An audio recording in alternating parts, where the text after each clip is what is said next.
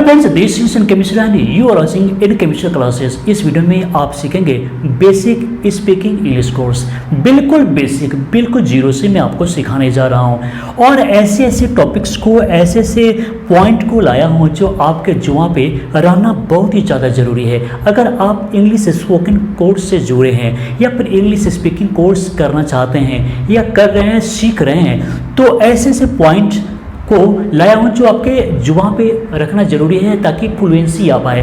क्योंकि कॉन्फिडेंस की कमी कब होती है? जब आपके अंदर मटेरियल की कमी होती है, कंटेंट्स की कमी होती है, नॉलेज की कमी होती है, तब कॉन्फिडेंस भी कम जाता है, फिर आप बोल नहीं पाते हैं।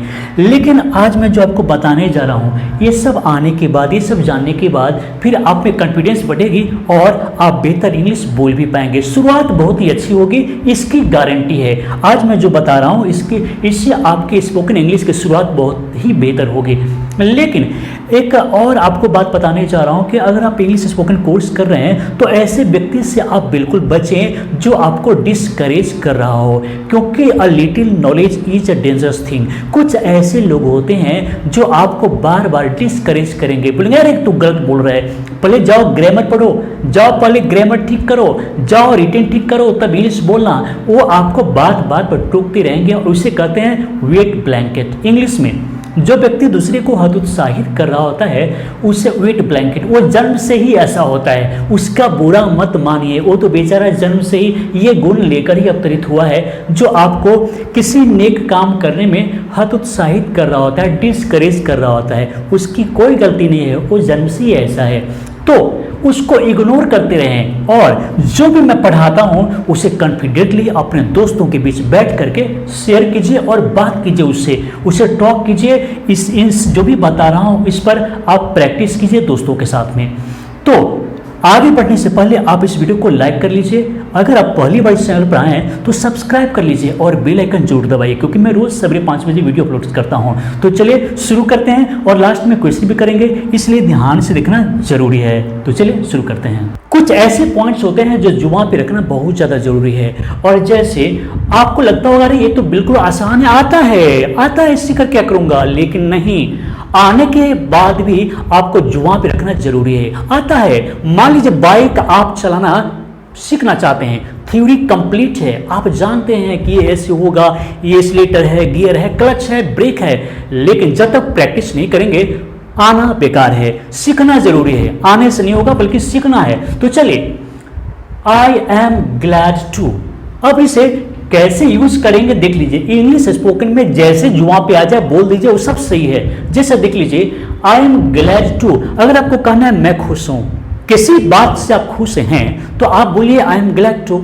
जैसे I am glad to help you, मैं आपको मदद करके खुश हूं, मुझे आपको मदद करके खुशी मिली। नेक्स्ट है, I am glad to save her life, I am glad to save her life, मुझे उसके जीवन को बचाकर, उसकी जान बचाकर खुशी मिली, मैं खुश हूं उसके जान को बचा करके।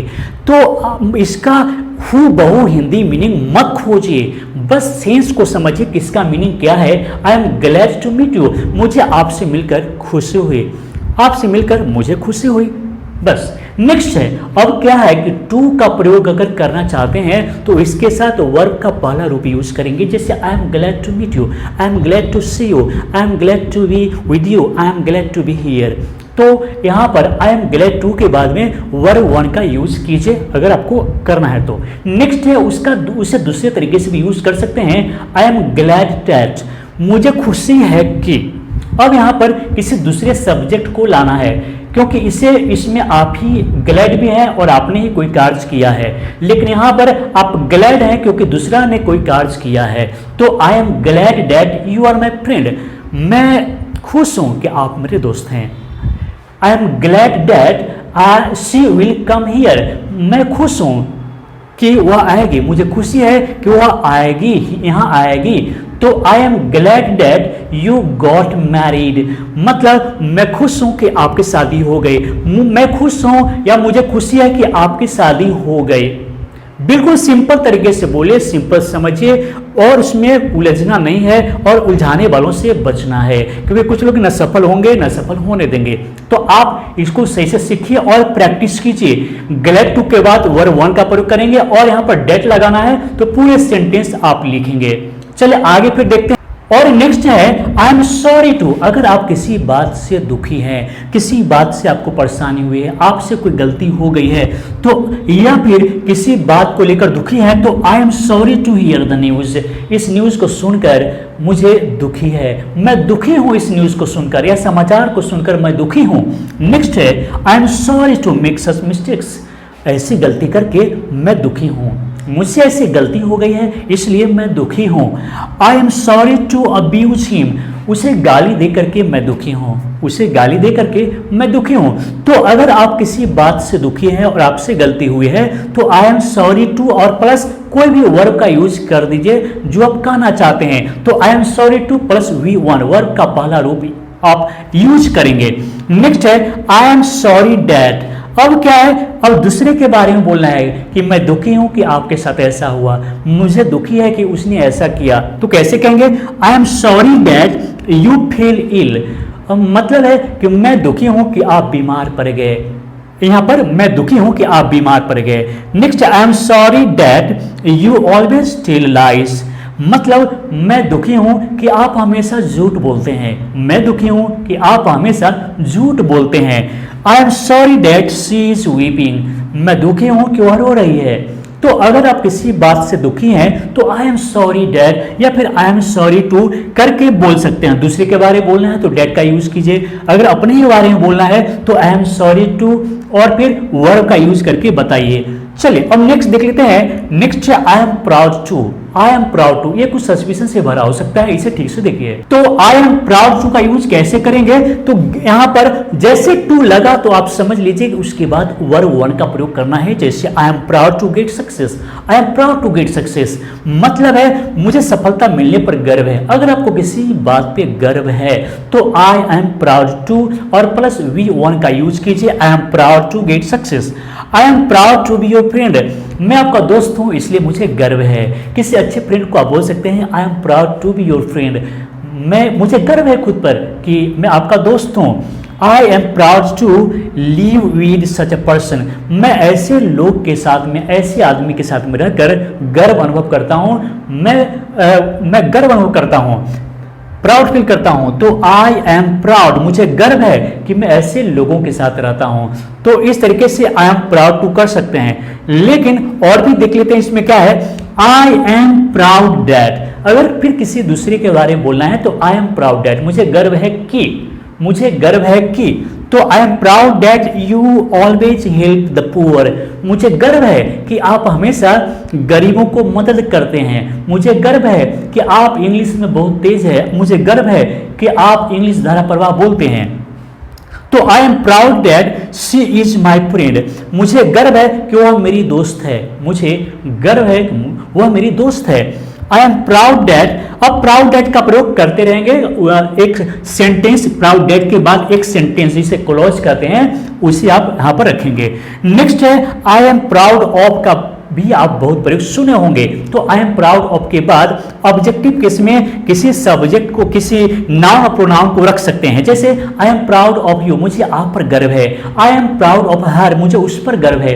आई am proud of Ram, I am proud of Shyam, I am proud of Mohan, मुझे इन सभी पर गर्व है। तो आई एम प्राउड ऑफ का प्रयोग कर सकते हैं।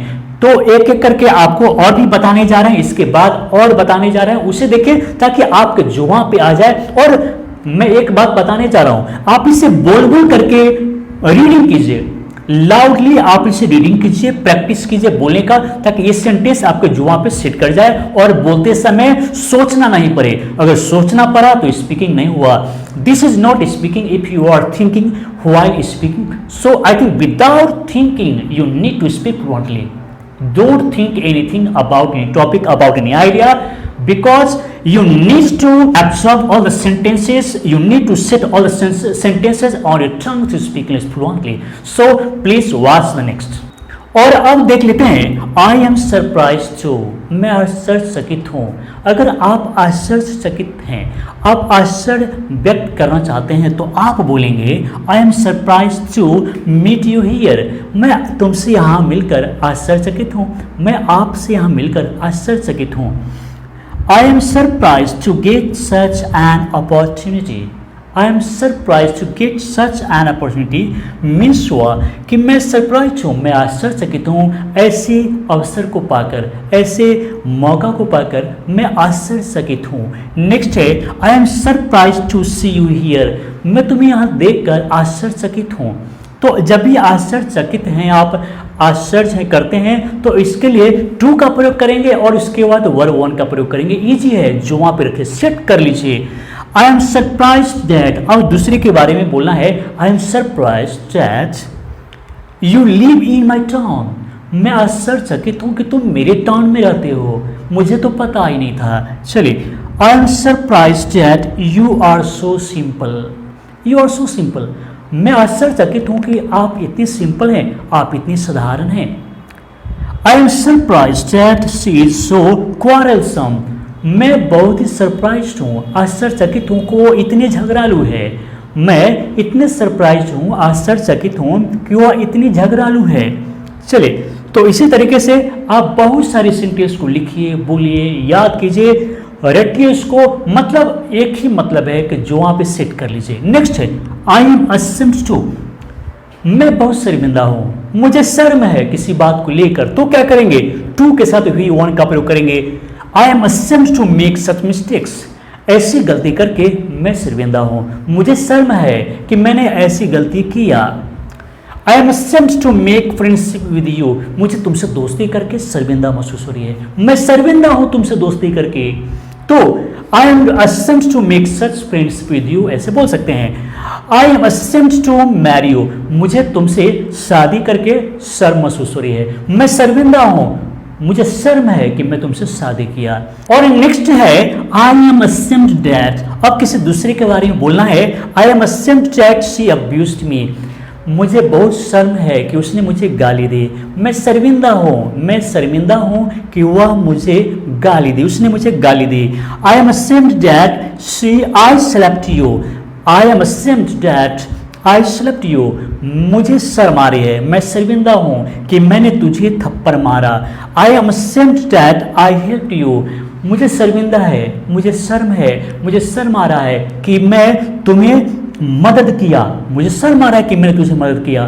तो इस तरीके से आप बोल सकते हैं। आप देख लिए, आपने सभी ने देखा कि ये इतना कॉमन चीज़ आज बतलाया हूँ जो स्पोकन इंग्लिश में बहुत ही ज़्यादा ज़रूरी है, इसलिए इन सभी को बार बार देखिए, समझिए और प्रैक्टिस कीजिए, क्योंकि प्रैक्टिस मेक्स मैन परफेक्ट, तो प्रैक्टिस करना जरूरी है।